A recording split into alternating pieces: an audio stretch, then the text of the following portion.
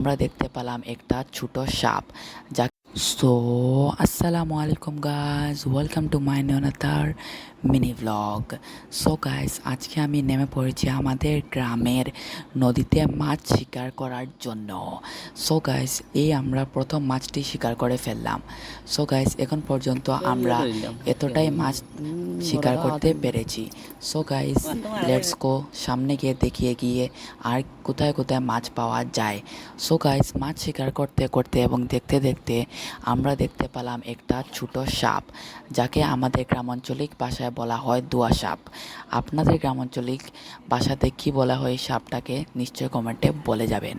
So guys, আজকে mini ব্লগটি এতক্ষণই, দেখা যাচ্ছে একটা মিনি ব্লগ।